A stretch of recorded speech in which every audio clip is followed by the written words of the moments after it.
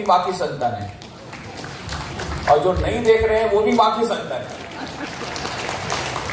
चाहे पुरुष हो, चाहे स्त्री, या बालक हो, या वृद्ध, गरीब हो, पैसा वाला हो, उच्च वर्ण हो, निम्न वर्ण हो, माँ सबकी माँ है, क्योंकि वह जगत जननी है। जिस माया की, जिसकी शक्ति से समस्त विश्व का सृजन होता है, स्थिति होती है, संहार होता है, ऐसी जगदम्बा, स्वामी विवेकानंद ने कहा था, जीवंत दुर्गा। ये जीवंत दुर्गा के रूप में हम सभी उसके बाद संतानें हैं। उसके अलावा तब उनका प्रेम, असीम प्रेम, उनकी ममता चारों ओर थी।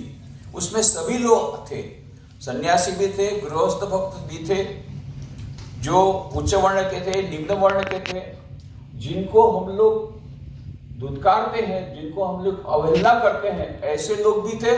माँ किसी की अवहेलना नहीं कर सकती थी, माँ किसी की अवहेलना नहीं कर सकती थी। माँ ने खुद ने कहा था, हमें सतेरो माँ असतेरो माँ, मैं सज्जन की भी माँ हूं, दुर्जन की भी माँ हूं, तुम जैसे हो मेरे पास चले आओ। और फिर एक बहुत अच्छी बात बोलती है, यदि मेरी संतान धूल कीचड़ से अपने आप को सान ले, तो मां होने के नाते क्या मेरा ये कर्तव्य नहीं है कि मैं उनको गोद में उठाऊं?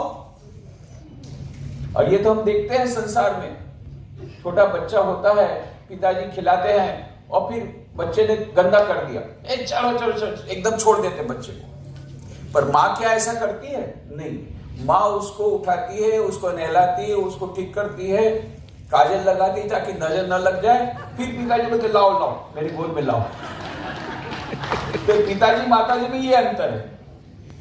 तो माँ कहती मैं तो माँ हूं ना, माँ होने के नाते यदि मेरी संतान धूल कीचड़ से अपने आप को सान ले, तो माता होने के नाते क्या मेरा कर्तव्य नहीं है उनको साफ करके मैं अपनी गोद में लूं?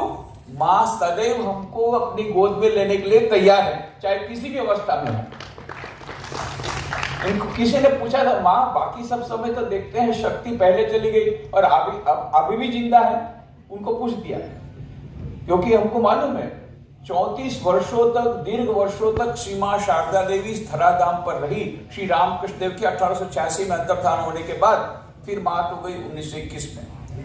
तो उन्होंने उत्तर दिया, बेटा श्री रामकृष्ण देव मुझे ईश्वर के मातृ रूप का प्रचार करने के लिए रख के गए हैं यहाँ पर, इसलिए मातृत्व रख का इतना वहां पर उनका प्रकाश होता है उनके जीवन में, उसी लिए मानो श्री रामकृष्ण देव ने उनको रखा था।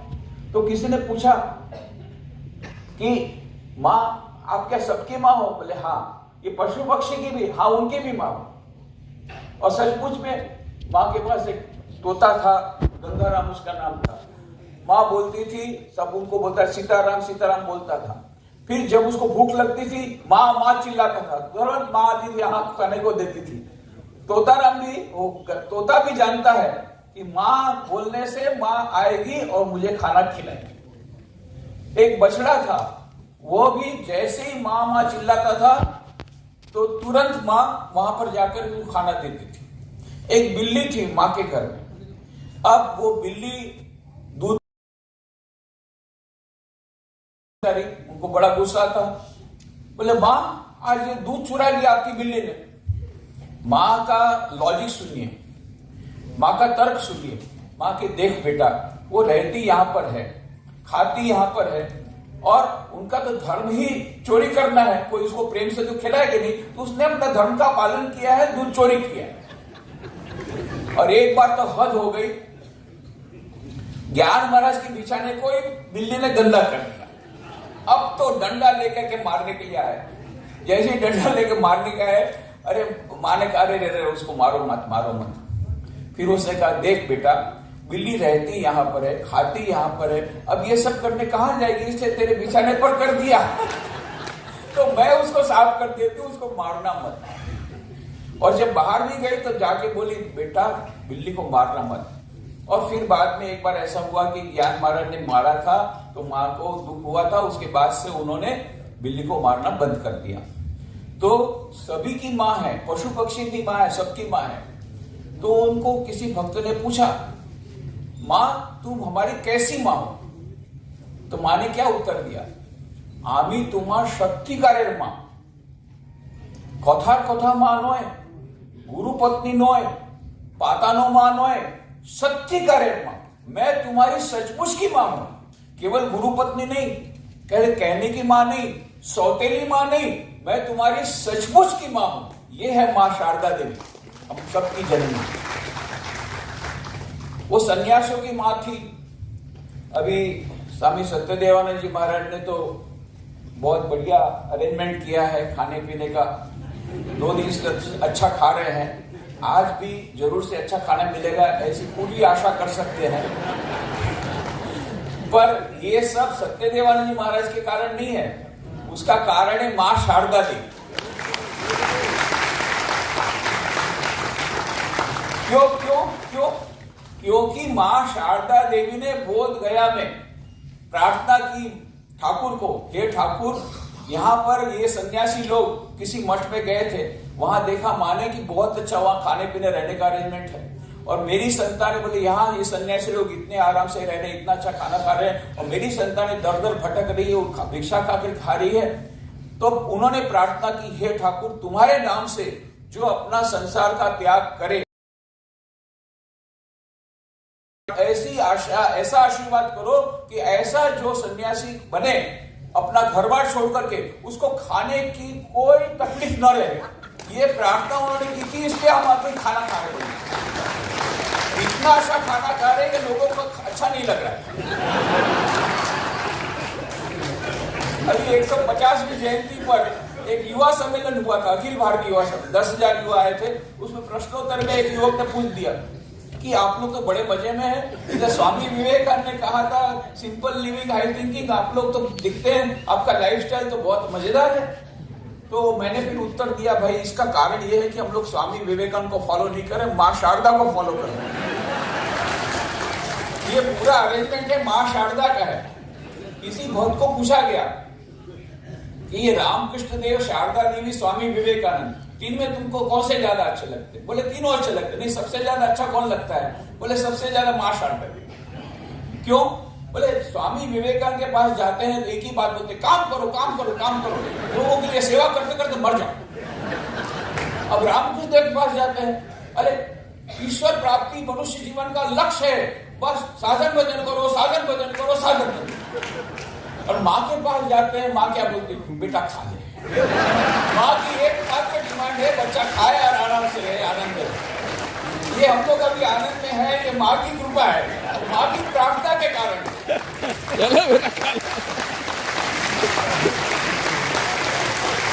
और इस समय प्रार्थना की माँ ने, तो उसके बाद में आज भी हम लोग जब ट्रेन में भी जाते हैं तो खाने पीने की कोई प्रॉब्लम नहीं था। सब लोग बोलते कुछ साथ में ले जाइए, कुछ जरूरत नहीं, माँ पूरा अरेंजमेंट करती है।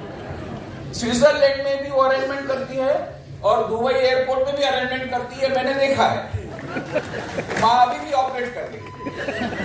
उनकी कृपा से आज तक अभी सन्यासी जितने ज्वाइन किए हैं रामकृष्ण मिशन में, किसी को खाने पीने की कोई अरेंजमेंट नहीं, बल्कि अभी शायद माँ को प्रार्थना करनी पड़ेगी, ठाकुर इतनी सारी तुमने कृपा कर दी, सब मोटे हो रहे, थोड़ा कम करो।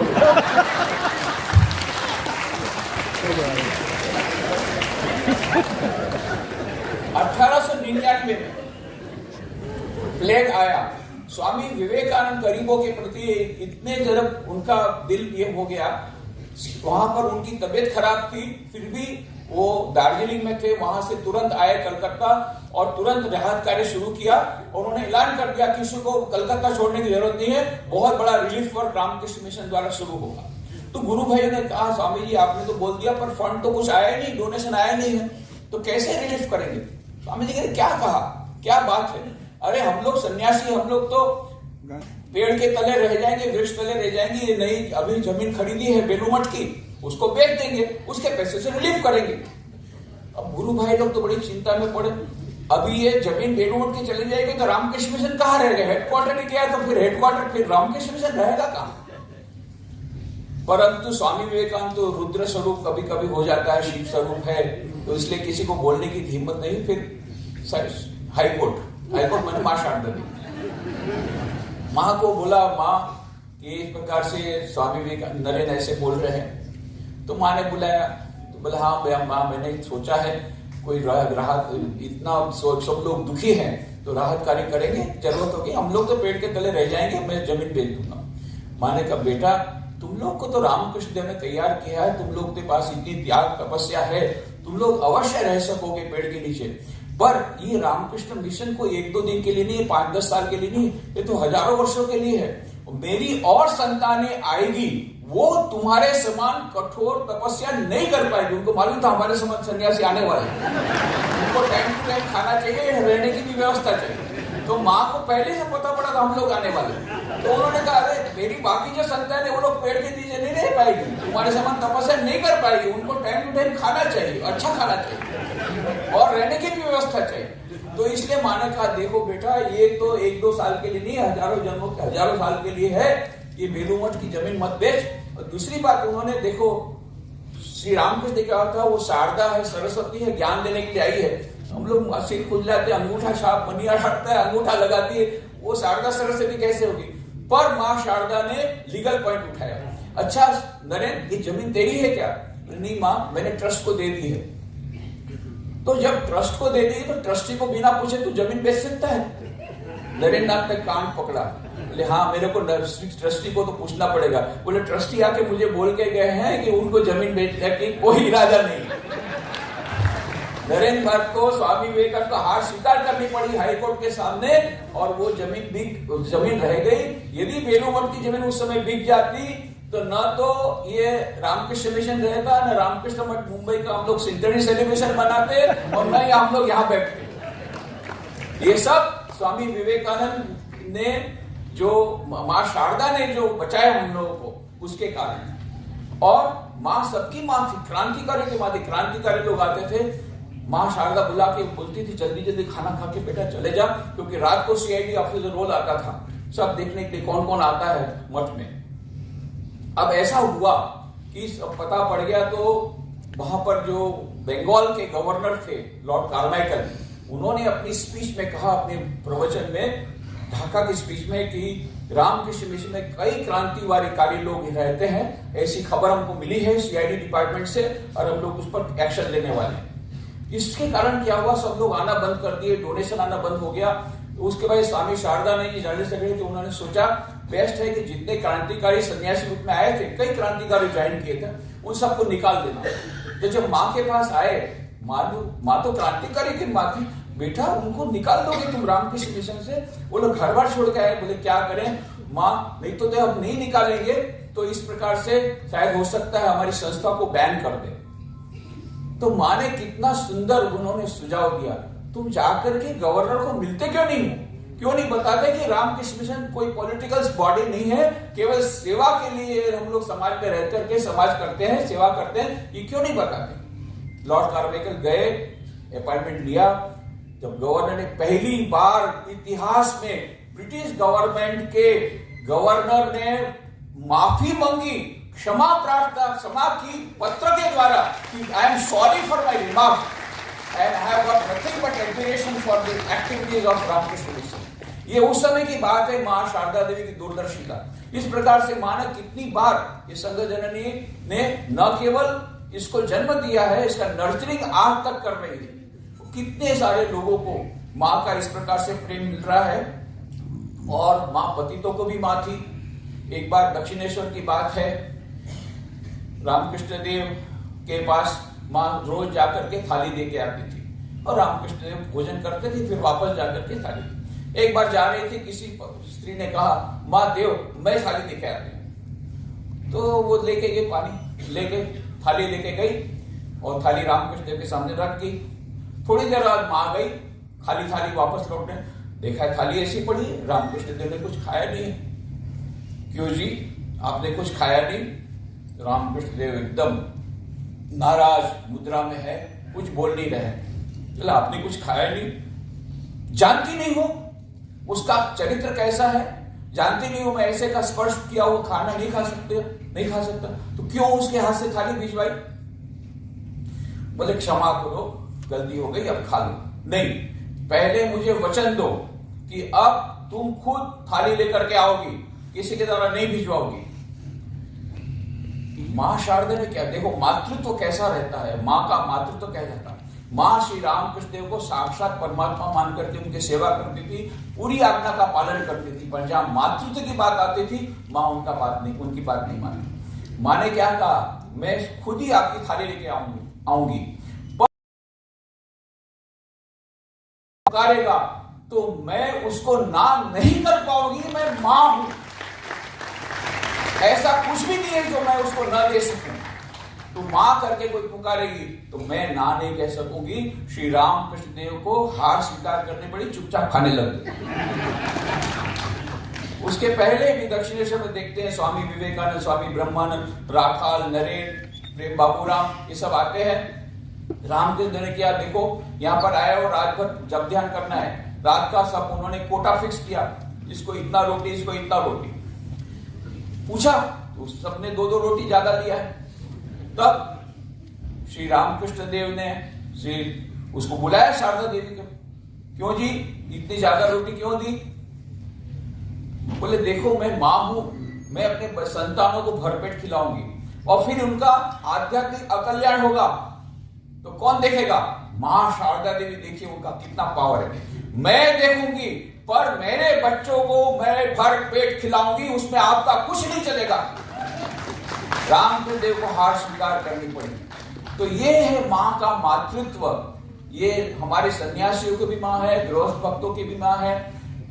साधु नाग मां से जब जाते थे, मां की कृपा पिताजी से अधिक है, और उनको प्रसाद दिया, मां कहते कहते प्रसाद तो खा लिया, वो पत्तल भी खा गए। मां ने कहा भाई इसको पत्तल में मत देना, थाली में देना, क्योंकि इसका इतनी भक्ति इतनी अधिक है। मास्टर माश ने वचनामृत पंथ लिखा, रामकृष्ण कथामृत, तो शुरुआत में ही माँ की वंदना की, माँ का आशीर्वाद मांगा और उनको ये समर्पित किया। तो माँ के कितने सारे ये थे, उनके गृहस्थ भक्त भी थे और सन्यासी भक्त थे, सबके ऊपर माँ की बड़ी कृपा थी। जब बैंगलोर में गई थी माँ, उस समय सभी लोग उनके प्रणाम करने आए। एक बच्चा था, एक लड़का था, वो निम्न जाति का था। उस समय जाति का तो बहुत अधिक था, तो सब लोग को अच्छा नहीं लगता था, पर माँ तो सबको, माँ के लिए सब बराबर है, तो वो वहां भी प्रणाम करता था। एक बार भक्तों ने कहा माँ ऐसा हम चाहते हैं, हम लोग एक साथ बैठ करके खाएंगे और आप भी रहेगी हम भी रहेंगे, आपके साथ बैठ कर खाना खाते हैं। माँ ने देख लिया कि ये लोग इस पसंद नहीं करते बच्चा के आने का।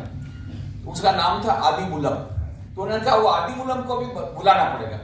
अब उनको तो इच्छा नहीं थी, फिर बोला ठीक है, अब माँ उसके बिना नहीं मानेगी तो ठीक है माँ उसको आने दो। माँ ने वो आदि मूलम को बोला तू जरा जल्दी आना और अपने हाथ से सबको परोसना। अब ये लोग न उठ सकते हैं न कुछ कर सकते हैं, बैठ के खाना पड़ा आदि मूलम के हाथ से। और स्वामी निर्मलानंद जी ने डिक्लेयर किया आज से हमारे देश में अस्पृश्यता निवारण आंदोलन का सूत्रपात हो गया। ये कब की बात है? 1911 की, बाद में 1915 में गांधी जी आए, बाद में उन्होंने अस्पृश्यता निवारण आंदोलन शुरू किया, और उसके पहले माँ शारदा देवी हमारे देश में ये शुरू कर दिया। माँ सबकी माँ थी, दुर्जन की माँ, सज्जन की माँ, पापियों तापियों की माँ, अरे पागलों की माँ। माँ के परिवार में कौन कौन था मालूम है? एक थी पगली मामी, 100% पागल। ये सुरबाला वो अभय मामा की वो पत्नी थी, इसलिए सब लोग पगली मामी कहकर पुकारते थे। वो तो कभी एक बार तो जलती हुई लकड़ी लेकर के माँ को मरने तोड़ी, ऐसी पगली थी। ऐसी 100% पगली मामी की भी माँ थी। उधर साथ में कौन था? उनकी लड़की थी राजू, 50% पागल। ये भी बैगुन लेकर माँ को मारने आई थी, इतनी जिद करती थी, ऐसा करूंगी ऐसा करती। इसीलिए वहां पर फिजी में एक मुस्लिम महिला है, वो वहां पर आश्रम में आती, उसको हमारे स्वामी जी ने पूछा, अरे स्वामी जी ने भाई तुम क्यों आती हो? मुस्लिम है फिर भी। बोले मेरे को माँ शारदा देवी का जीवन बहुत अच्छा लगा। बोले कैसे? बोले मेरी एक लड़की है, बहुत हाइपर एक्टिव है, किसी प्रकार से मैं उसको संभाल नहीं पाती हूँ, पर जब माँ का जीवन देखा, राधु को कैसे संभालती थी, तो मुझे पता लग गया कैसे राधु को, मैंने मेरी बच्ची का नाम भी राधु रख दिया है, तो कैसे वो माँ राधु को संभालती थी, मैं इसको संभालती मेरी बच्ची। तो देखिए माँ राधु 50% पागल, उसको भी माँ संभालती। और नलिनी और माकू, ये दोनों भतीजियां इतनी अच्छी थी कि वापस आई ससुराल से, कोई ससुराल में रखने का तैयार नहीं था, तो वापस आई थी, वो भी माँ के साथ रहती थी। ये 25% पागल। और ये गोलाब माँ जोर जोर से चिल्लाती थी, 12.5% पागल। ये पागलों के बीच में माँ रहती थी और सबकी माँ थी। तो माँ शारदा देवी हम सबकी माँ है। माँ की ममता उनका वर्णन 20 मिनट में नहीं हो सकता। वो तो अनंत, उनकी महिमा अनंत काल तक भी बोलने से समाप्त नहीं होगी। श्री माँ के चरणों में यही प्रार्थना है। माँ ने अंतिम उनका जो उपदेश, माँ ने कहा था, जब भी विपत्ति हो याद रखना तुम्हारी एक माँ है। बस इसमें सब कुछ आ गया। माँ के चरणों में यही प्रार्थना है कि माँ हमको उनको न भूले, इतना आशीर्वाद हमको दो। ऐसी उनके चरणों में प्रार्थना करते हुए आप सबके भीतर जो दिव्य चेतना विराजमान है उसको प्रणाम करते हुए, पूज्य गौतम जी महाराज को प्रणाम करते हुए, स्वामी सत्यदेवानंद जी को धन्यवाद देते हुए कि मुझे ये अवसर दिया, आप सबके प्रति धन्यवाद देते हुए मैं अपनी वाणी को विराम देता हूं। धन्यवाद।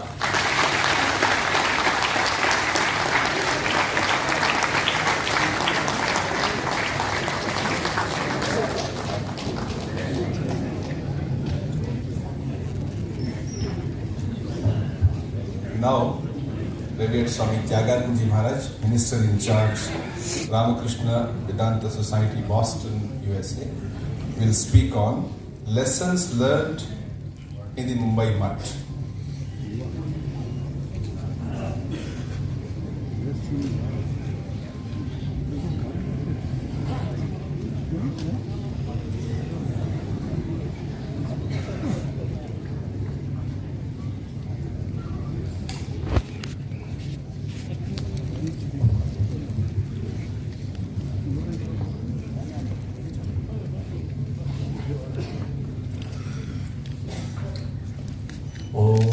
असतोमा सत्कमया तमसोमा ज्योतिर्गमया मृत्योर्मा अमृतं गमया आविराविर्मकेति रुद्रयत्ते दक्षिणं मुखं तेन मां पाहि नित्यम्.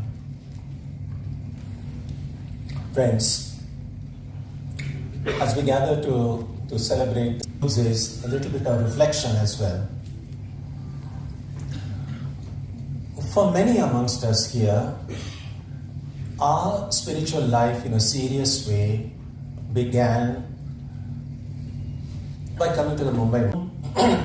Our spiritual life began in the Mumbai Mutt. This event is a little bit like homecoming. For me personally, this is true as well, because I was a student here in Mumbai in the early 70s, and this has been a kind of a homecoming for me as well, because my spiritual life began in association with the Mumbai Mutt. And it's also a different kind of landmark. I mean, Centenary is a landmark, but personally it's been a landmark for me as well, because my very first visit in connection with Mumbai Mutt took place when the Mutt was celebrating its golden jubilee. That's 50 years ago. And so they had this public celebration at the Gateway of India, and I was studying in St. Xavier's, so I walked in there just to watch what was going on. And I was introduced that time to a young dynamic Swami, and someone said, here is a student who's been reading about Vivekananda. And I got a memorable reception that I can never forget. That Swami just held me tight and said, Swami Vivekananda wanted young men like you. We got an ashram at Khar, you come there. And I started going. And that Swami was our revered Vice President Maharaj.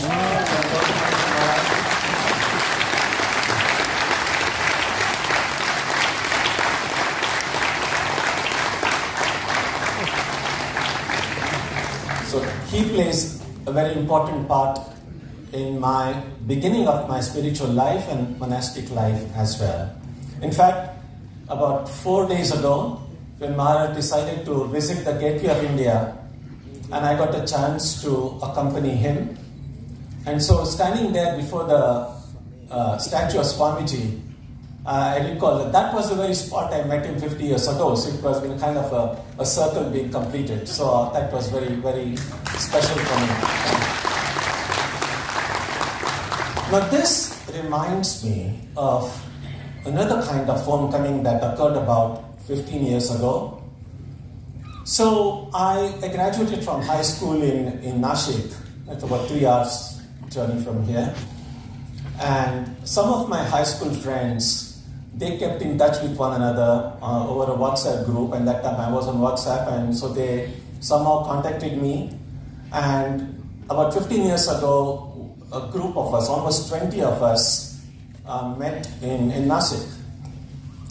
And I was the only one from my class who had become a sadhu.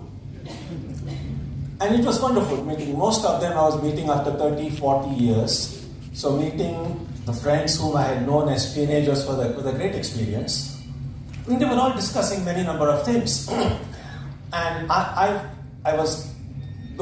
didn't find any connection because I wasn't aware of many of the things they were speaking about.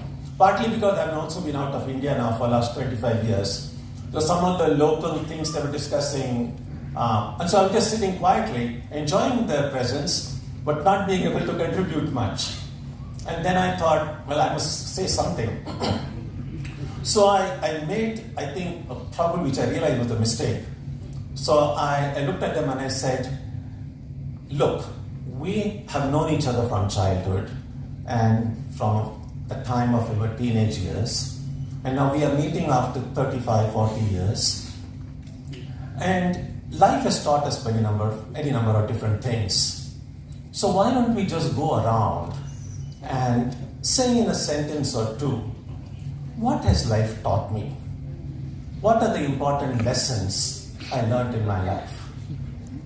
And as soon as I said that, there's complete silence. And it became very awkward because I thought, oh, this was probably not the kind of question anybody wanted in a kind of a celebratory meeting like this. But I think it's important, and that's the kind of question we can ask ourselves as well. That no matter how long we have been coming to the ashram or any place of worship that you go to, what have I learned? Sometimes they say that we might get our knowledge from reading many books and lectures and from many different sources, but especially as we grow older, if we ask ourselves, what are the basic values that govern my life? We might find, in fact, there's a big famous book came some years ago, that all that I needed to know, I learned in my kindergarten. So we might see if we can distill the essence of everything that we learned in life, we might discover that the seeds of that knowledge came when we began our spiritual life, associated with a place that has been kind of the home, our spiritual home. And so because I was a student here and then I joined the Ramakrishna order in Bombay in 1976. So my homecoming, the things that I learned from the 4 years that I was in the Mumbai Mutt, 76 to 1980, I thought I might reflect a little bit on that.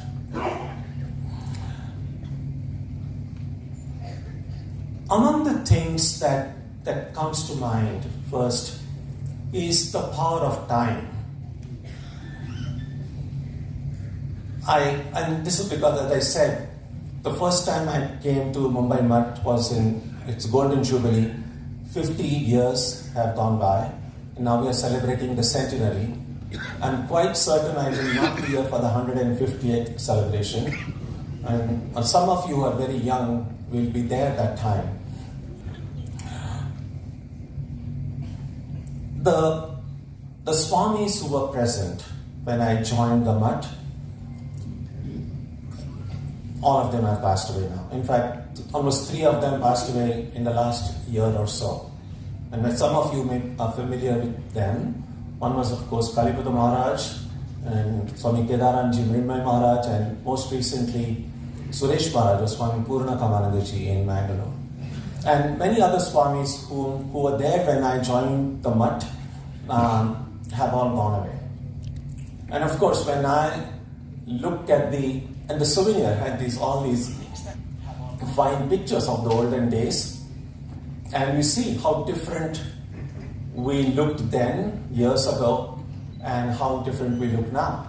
Age takes its toll on us. Many of my brother monks that I see, yes, I mean, we are still the same people, but physically we have grown, we have aged. So we will pass away eventually.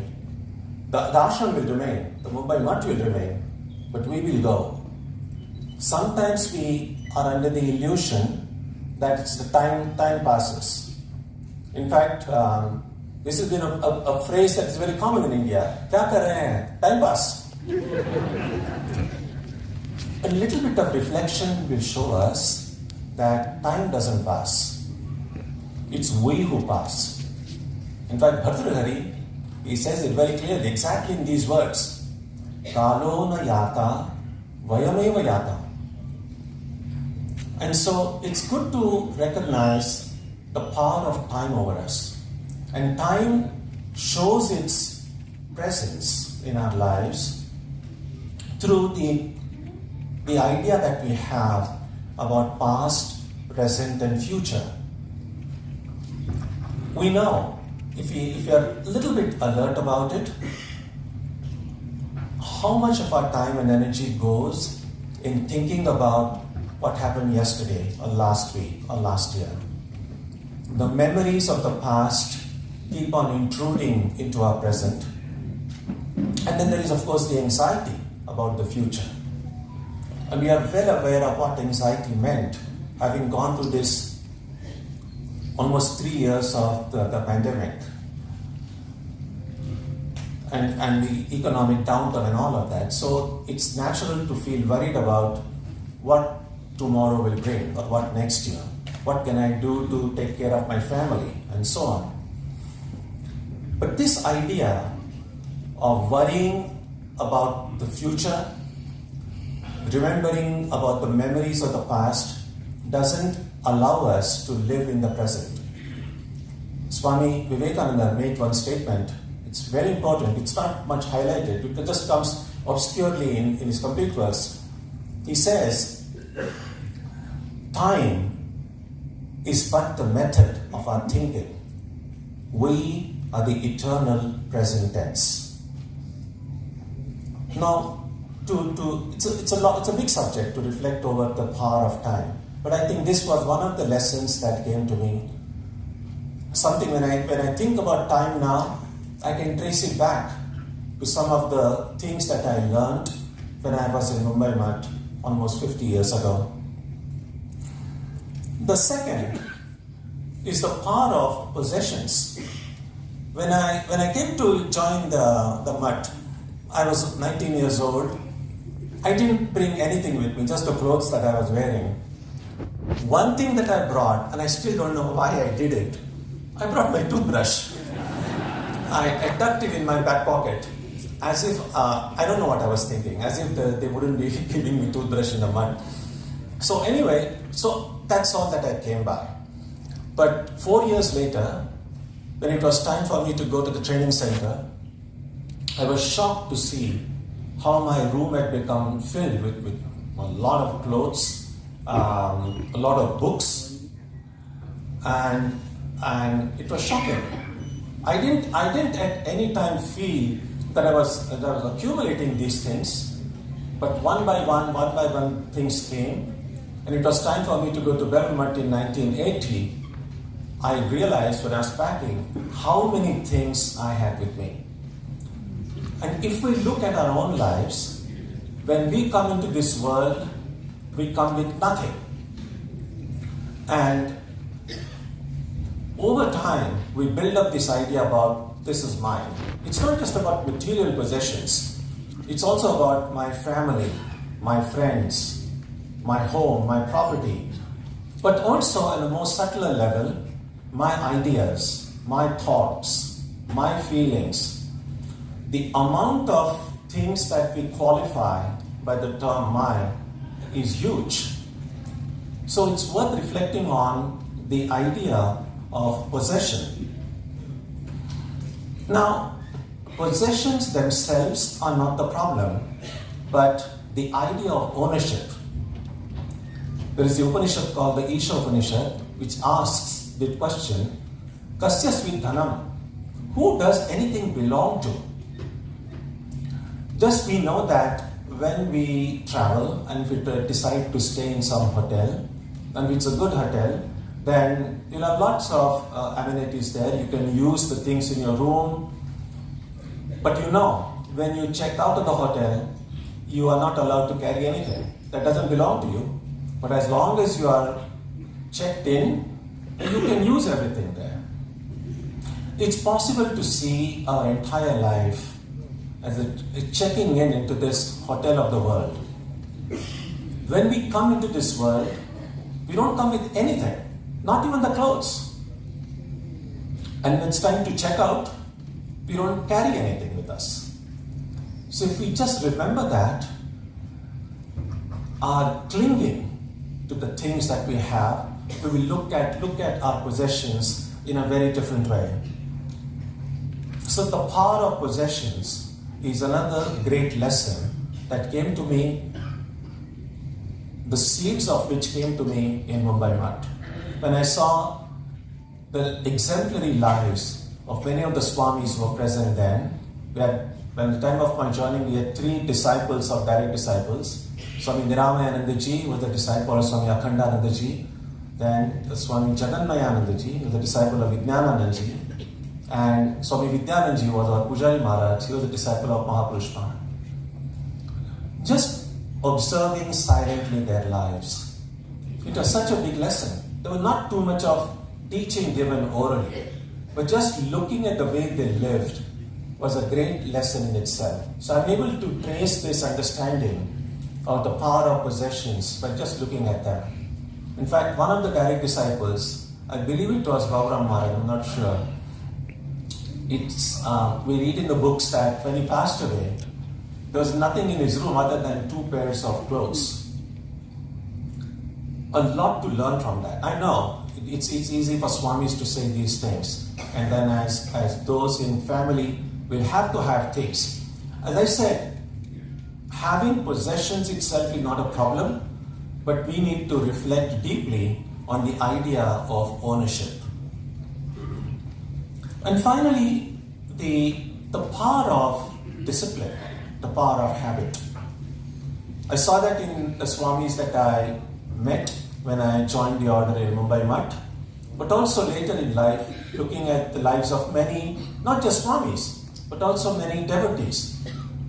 With great nishtha, great regularity, with great faith, many devotees who came in the morning to the temple, to the mother's temple, and looking at the lives of these great, both monastics and non-monastics, was a great lesson. Sometimes no words are necessary. Just the power of life is so strong that no words need to be spoken. There's so much we can learn by just observing people and imbibing. And it's not as if everything is perfect. It's not as if everyone is perfect. But we can still learn from everyone, perfect or not. In fact, as we know, Tulsidas, he says that everyone can be our teacher. From many people, we learn how we should live. And looking at some other people, we learn how we should not live. And so both can be our teachers. In fact, I think we learn more by just looking at life with full awareness and learning. Not so much from books. How much, those who are grown up amongst us here, how much of what we studied in school and college is actually useful to you in your present career or whatever work you are engaged in? I would hazard the guess that it's very little. But what's useful to us now are the lessons that we learned in life through our own struggles, through our own experiences. And therefore it's important to look back and see and to distill down the essence of what we have learned. Life is not complicated. We make it complicated. So I'll just conclude now with the one story that I think I think stories, so no one will cut me off in the middle. So So this was the story that Swami Pujanandaji told me. And this has been I remember this story. It's a little bit funny, but it's a great, profound lesson for us. And so the story is this, that there was this young medical graduate who just finished his studies and had begun practicing. Unfortunately, the very first patient he treated died. The second patient he treated died. Third patient he treated died. Now that's not a very auspicious beginnings to start your career. The word quickly spread. इस doctor के पास नहीं जाना, उसके सब patient गुजर जाते हैं. And so no one started going to him. And he was mad, he was angry, he was upset. Fortunately, he was a religious person and he knew that who takes away people are Yamaraj, the god of death. So he said, why is Yama taking away my patients? But how to contact Yama? And we know the best way to contact any of these deities is to repeat their mantra, and then they will appear before you and they'll give you darshan. And so he, I don't know from where he managed to get the japa mantra for Yama. He started repeating Yama's mantra with great devotion. And remember this, whichever mantras we chant, that information goes to whoever that mantra is. So that information went to Yama and said, oh, and Yama, I don't have any devotees. So one person is now repeating. So Yama immediately appeared before him, extremely happy. At least someone is devoted. And so he said, Tathastu, main bahut khush ho gaya hu. Ask for whatever you want. And then this young doctor, he said, no, I just wanted to see you because I want an explanation. Why is it that you're taking away all my patients? And then Yamaraj said, why are you taking the patients who are going to die? Don't accept those patients. And then this doctor said, how am I to know? I take it with good faith. So patient comes and I'll try to cure him and he'll be all right. How can I know in advance? And then Yamaraj said, because I'm pleased with your devotion to me, I'll give you a special power. So next time, whenever any patient comes to you, I will be present there also. But only you can see me. No one else will be able to see me. Now, if you see that I'm standing near the feet of that patient, don't accept that case. Because that patient is going to die. Give any excuse. Say you're busy, pass it on to your assistant. You don't take it. But if you find that I'm standing near the head of that patient, then no matter what medicine you give, he'll be all right. Accept that case. So this young doctor said, okay, I'll give it a try. And so the next time a patient came, there was this one patient in one hospital. All the doctors had given up hope. They said, iska kuch hone wala nahi hai, to too serious, too advanced a case. The young doctor goes and he finds Yama is standing near the head. So he said, hum kar denge thi. And he gave a medicine, this patient became well and the word spread. Oh, all the doctors had given up hope, he did it all right. And then of course, anytime he found Yama standing near the feet, he somehow didn't take the case. Slowly, he built up his reputation. They said, ye doctor ne patient liya to samajh lo theek ho jayega. Slowly he became very wealthy, years passed, 15, 20 years passed. He built up his own nursing home and had a very, very thriving practice. And one day, after working very hard in his clinic, he returned home, had a dinner, and then went to sleep. Around midnight, he suddenly heard a sound. He switched on the lamp next to his bed, and he saw Yamaraj standing near his own feet. Now, he knew what that meant. Just think about it this way. If this is his bed, and this doctor is sleeping here, and these are his feet, then this doctor in the horizontal position, he turned and turned. So, Yama came near the head. So Yamaraj ran around the bed. As soon as Yamaraj came here, he again went up. This went on for 45 minutes, going round and round and round. Finally, Yamaraj felt so dizzy, and he said, "Arey Baba, Thero, just stop it now. I can't run around anymore." Yamaraj said, "Okay, I'm not going to take you, but you tell me, this is physically impossible to turn around in your bed in that horizontal position. How did you do it?" Then this young doctor said, "Ki 20 saal pehle, 20 years ago, when you appeared before me and gave me this special vardhan, this special blessing, that time I knew that one day will come that you will be standing there by your own feet. So since that day, every morning, before going to my clinic, I'm practicing this for half an hour."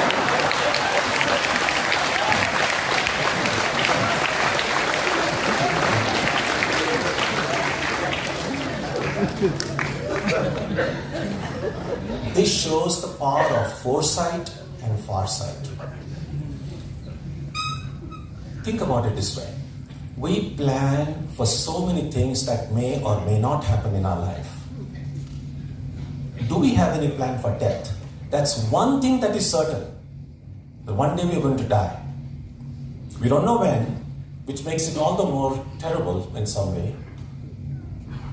So, if really taking spiritual life seriously really means planning for one's own death. I think it was Aristotle who said that the great philosophers are continually engaged in the practice of dying. And so, the daily japa, the meditation that you do, the prarthana that you do, the worship that we do, is for this great event. One day it will happen. And therefore it might be, again, I've already overshot my time, so I don't want to take more time, but if we can begin every day with this thought that this could be the last day of my life and live that way, one day we are going to be right. We don't want to be right so soon, but one day we will. Our outlook on life, our understanding of ourselves, our understanding of the world in which we live will be very different. That time we won't be so much worried about knowing 1,000 things in the world, but we will want to distill and say, what has life taught me?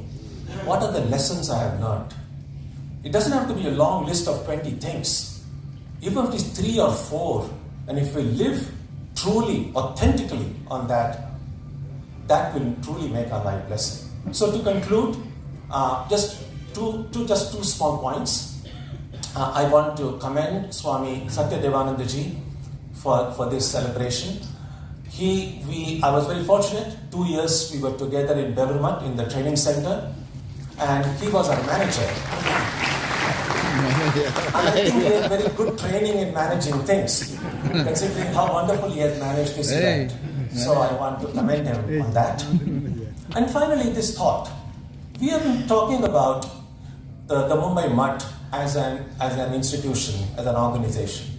But what if the Mumbai Mutt would be our grandmother, a 100-year-old grandmother? How would we think about our grandmother? Now, many of you are parents yourselves, many of you are grandparents yourselves. What is it that will make you truly happy when you look at your children or your grandchildren? And I would imagine that to celebrate the 100th birthday of the Mumbai Mutt as a grandmother would be to show what we have learned as a result of our association with the Mutt and how it has made us better human beings, taking us closer to God in some way. So, distill the lessons, try to live true to yourself, and make yourself proud, make your family proud, and make the ashram proud as well. Namaskar.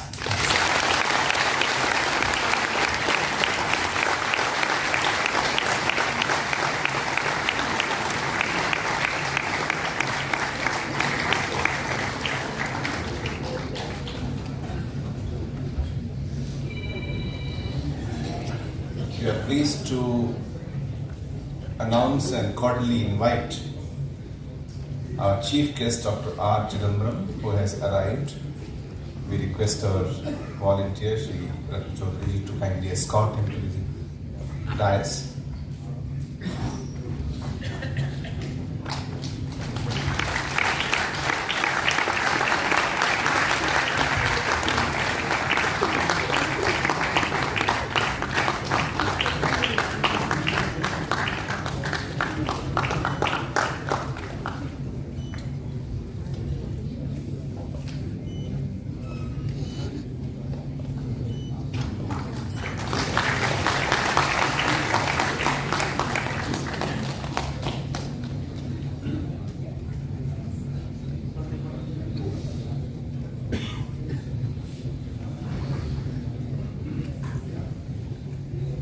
Now I request Reverend Swami Satyadevaji Maharaj to kindly offer felicitations to the chief guest.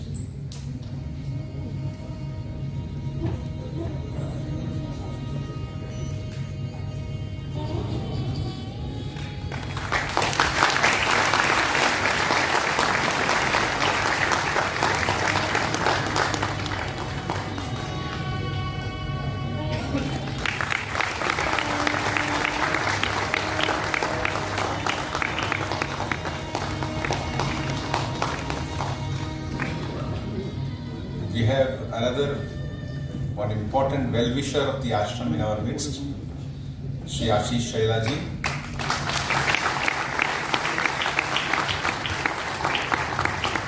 I very happily welcome Advocate Shri Ashish Shailaji.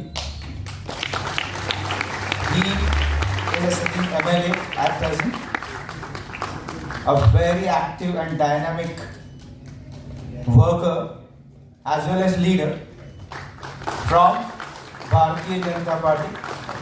And Ashish ji अब मुंबई के Bharatiya Janata party cell के अध्यक्ष भी हैं. And I request Reverend Swami Satyadevaji Maharaj to felicitate him. He has been closely associated with the activity of Ramakrishna Math and mission. And आम्हाला कधी गरज लागली, कुठे आम्ही अडकलो तर आशिषजींकडे जायचं. सगळ्यात पहिलं आमचं step is to go for Ashishji. I request Ashishji, as Maharaj has mentioned, to say and share his ideas.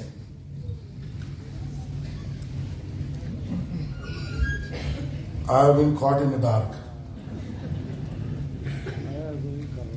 Let me congratulate Mumbai Math for their 100th century, and I pray to the Almighty and God that with all the spirit, spirituality and speed, we complete 200, 300, 400 with all kind of happiness in the future. Ramakrishna Math and the activity of Ramakrishna Math, especially Mumbai Math, I am personally being a part of it on many occasions. The Swami, the in charge of the Math, whoever comes to the Mumbai, I make it a point that I should meet him and take his blessings, and whatever little bit I could offer, being a local elected representative to the Math. While doing the same, obviously we get the blessings, and the most importantly, the kind of happiness what I get. Normally by doing a service to somebody, if I am getting 50% of it, by doing for Mumbai Math, I get 150%. I will be very precise, because we all are here to listen to Mr. Chidambaram ji. God was kind enough to me and Math was kind enough to me that unknowingly I could sit next to him. The reason you should get an opportunity to sit with some personalities which you can actually dream for and you are getting an opportunity to speak. Now, for two reasons, I will not speak more in front of Chidambaram ji. One, because of his own act. That act has made whole the country proud. And that's why we all are here to listen to him. That's why I should be very precise and not speak before Mr. Chidambaram ji. And secondly, if for the namesake, if I have to say, politically I don't want to speak before Chidambaram. But the first reason is correct. That's why I'm being very precise. I'm again thanking you to Swamiji and all the dignitaries on the dais and to all of you. माननीय नरेंद्र मोदी जी ने बार बार सोचा है, देखा है, किया है और सहभागिता भी दी है। जहां पर भी रामकृष्ण मठ और रामकृष्ण मिशन की एक्टिविटियां होती है, वहां भारत के प्रधानमंत्री माननीय नरेंद्र मोदी जी सब पॉलिटिकल दुनिया छोड़ के वो मिशन और मठ की एक्टिविटी में अपने आप को शांत, समृद्ध और भावनामय पाते हुए ये मैंने देखा है और इसके लिए आप सबका बहुत बहुत धन्यवाद। जय हिंद, जय Maharashtra.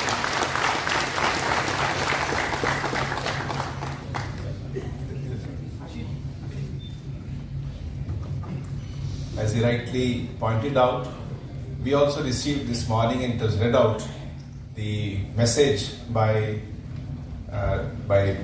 Sri Narendra Modi ji about the centenary of the Mumbai Mutt. Before we have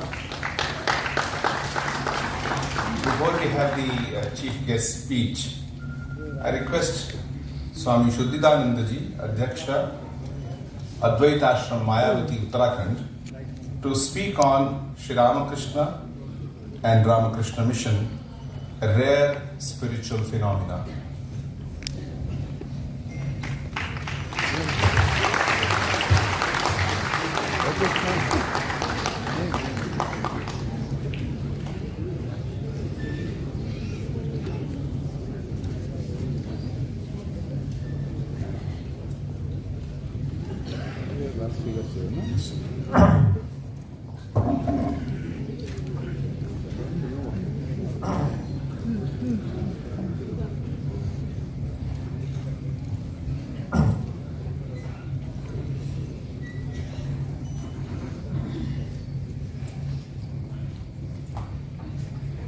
Paratmanamekam Jagadbijamadyam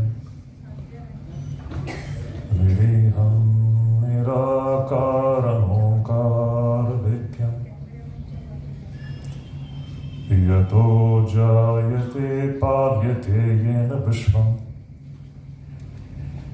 Tanisham Bhaje Liyate Yatra Vishvam Hari Om Tat Sat.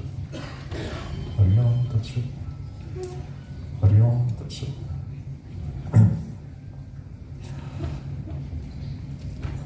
My Sashtanga pranams to most revered Swami Gautamananda Ji Maharaj. My pranams to revered Swami Satyadevananda Ji Maharaj, to Swami Tyagananda Ji Maharaj, Nikhileshwarananda Ji Maharaj, Muktinathananda Ji Maharaj, Nityasthananda Ji Maharaj, and all the elder Swamis assembled here. And my namaskars to Sri Chidambaram Ji, seated on the dais, and my namaskars and good wishes to all of you, dear devotees, admirers, and friends.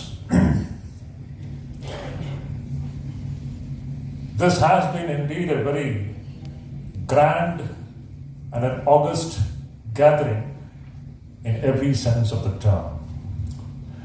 A grandiose which actually, I feel, which befits the city of Mumbai and Mumbaikars. Today, we are celebrating this 100th year of the Ramakrishna Mutt and Ramakrishna Mission Center in Mumbai. And it is a very proud moment for all of us. The Ramakrishna Mission has been celebrating its 125th anniversary. Many other centers too have celebrated their 125th anniversary. Recently, Chennai had that celebration. Interestingly, next year, Advaita Ashrama is going to celebrate its 125th anniversary at Mayavati. So we have a series of celebrations here now. And it's a very proud moment for Stone. In the journey of Ramakrishna Bhavdhara, and it has to go a long way now. It is just the beginning, actually speaking. And when I think about this foundation of this wonderful center in Mumbai, Ramakrishna Math and Mission Center in Mumbai, a thing which attracted my attention when I was just wondering what should I speak to this august audience. Many things were coming to my mind, wonderful talks we listened a little while ago. So a notable point which I felt which should be stressed upon, that is, this center was founded on the auspicious day of Akshaya Tritiya. 100 years ago, in 1923, this great center was founded. What do we mean by Akshaya? Something which is undepleting, which does not get depleted, something which is undiminishing, something which is inexhaustible, something which is undying. We all know that wonderful story from the Mahabharata where Draupadi gets that Akshay Patra, and with the help of that Akshay Patra, she is able to feed all the sages, Durvasa and the large number of sages who had gathered in her house. So this idea of something being inexhaustible is very interesting. If you just see, this Mumbai city itself has got this quality of having something, endowed with something which is inexhaustible. We all know the city, the bubbling energy that we see in this wonderful city of Mumbai, it is almost inexhaustible. We all know that the city of Mumbai is the financial powerhouse of this country, an inexhaustible powerhouse. The quantum of wealth which it generates and contributes to the national GDP is something simply astounding. We all know that.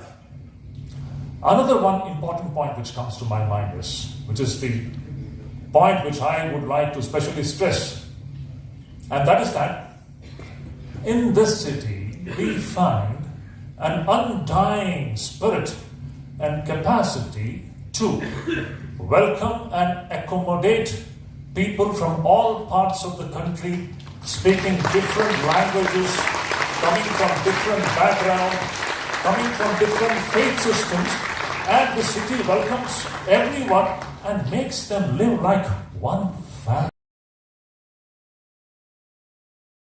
To stress, it is an inexhaustible spirit of the city which makes this wonderful phenomenon literally a living phenomenon. If you just go into any of the residential buildings in Mumbai, you will see that that single building is actually speaking a mini India. If you go to a school and visit a classroom, you will see that classroom is actually speaking a mini India. Punjab, Sindh, Gujarat, Maratha, Dravida, Utkal, Banga, everyone you will find in that classroom. And all the children, they grow up together as if they are one. Now this inexhaustible spirit which we find in this great city, this is also one of the striking features of our great motherland, India. There is something inexhaustible about India herself. What is that? We all know that throughout the history of the human race, India has been the spiritual powerhouse for the entire world, and this spiritual energy which India possesses is literally akshaya. It is inexhaustible. From time to time, whenever the humanity has needed it, the spiritual energy from this great motherland, India, has gone out and deeply impacted human beings living at different corners of this globe. Another one point which is very noteworthy as far as India is concerned, and that is India's inexhaustible capacity to take the whole world in one embrace as if it is one family. We all know this. For ages, India has been the land where people from all the corners of the world have come with different intentions, good and bad. But somehow, this is that culture, that civilization which has got an inexhaustible akshaya, an energy which is inexhaustible, through which it absorbs all those people coming from outside. Everything gets absorbed into this mother culture, the mother civilization, and the mother ideology. Now, when I think about this wonderful capacity, I'm reminded about some words of Swami Vivekananda. Swamiji says, please take note of these wonderful words, it's very important. Swamiji says that for a complete civilization, the world is waiting. Mark the words.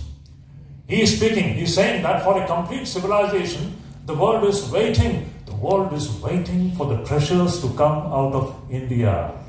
The world is waiting for the marvelous spiritual inheritance of this land, India, the great spiritual inheritance which has been left behind by our forefathers. The world is hungering for it, thirsting for it, waiting to get a few sips of this great nectar which our forefathers have left behind and which has been preserved for ages. Now, what is this spiritual treasure which Swami Vivekananda is talking about? It's a very important point. This spiritual treasure, which is inexhaustible, which is undying, and that is what makes India undying and immortal. What is that? Swami Vivekananda is actually this. It is this Vedic system of thought which is going to, really speaking, bring about a new civilization which Swami Vivekananda was envisioning in his mind. What are the unique points of this great Vedic civilization, which today is known as Hindu, Sanatana Dharma? The Swamiji says, the speciality of this Vedic Sanatana Dharma is what? It teaches that at the core of this creation is divinity. Everything is divine. Every man, every woman, every living creature is divine. Divinity, the thread of divinity runs through everything in this creation, and therefore everything is worshipable. Everything is sacred. Nothing is profane here. Everything is divine. And this divinity, which the Vedas talk about, it is something which we can experience. It is not a matter of belief. And this divinity can be approached by any number of ways. It can be approached by any number of ways.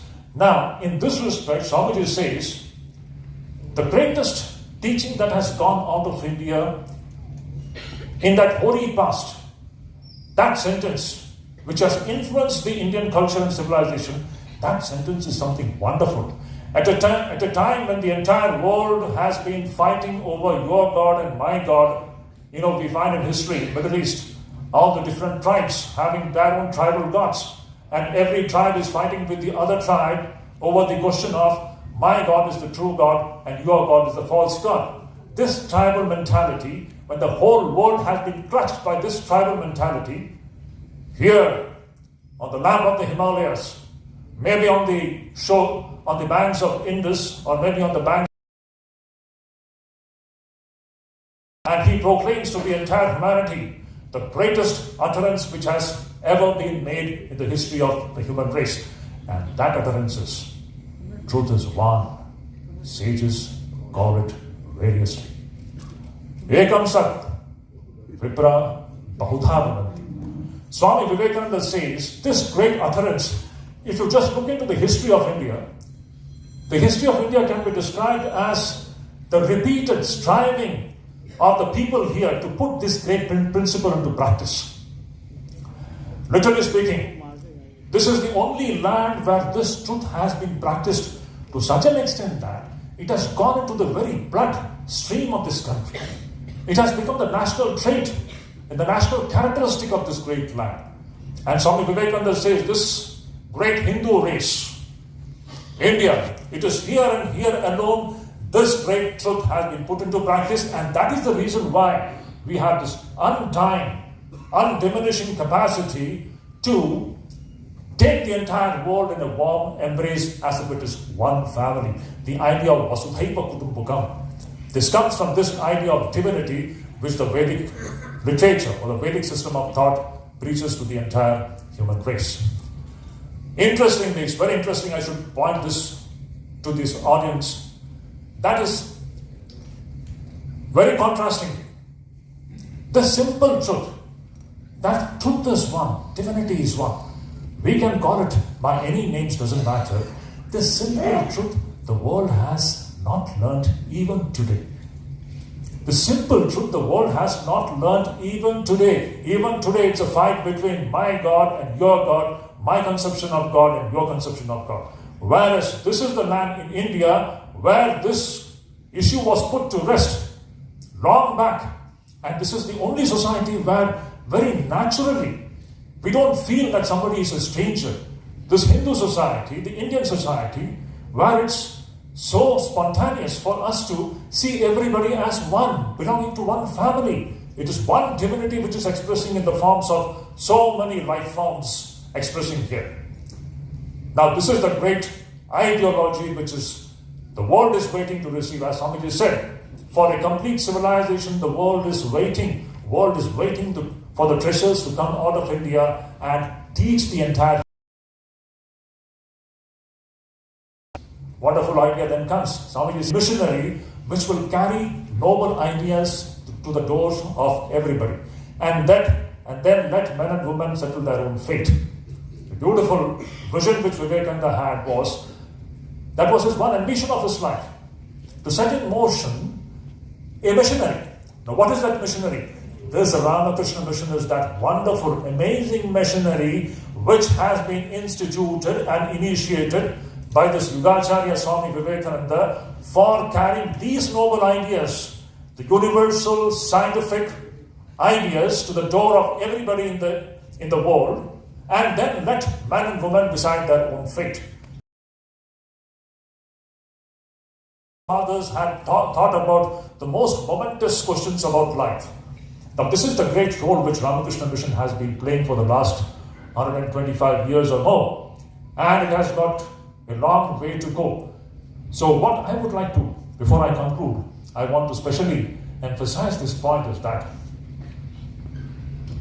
this Ramakrishna Mission or Ramakrishna Bhavdhara or this Ramakrishna movement which is working in the form of so many centers in India and all over the world, this Bhavdhara is a rare spiritual phenomenon. It is not a sect. Sri Ramakrishna didn't come to found a new religion. Let us make this point very clear. Sri Ramakrishna came to capture the ideological ambience of the Vedic times and bring it back to our own times for this. It is those, that's the ambience of our forefathers who had kept the universal principles for the welfare of the entire humanity. So, this is a very special spiritual phenomenon. I want to stress this point again and again. It is not a sect. In fact, I personally always, when I think about it, I feel that it is not easy to get associated with this Bhavdhara. Because to be associated with this Bhavdhara means to be freed from all narrowness, to be freed from all sectarianism, to be freed from all fanaticism, to be freed from all dogmatism. That is the meaning of being associated with this great Bhavdhara. That's why it's not easy. Because the natural human tendency, the flow of the human mind is always to go towards sectarianism, dogmatism, fanaticism, narrow lanes it hold on to.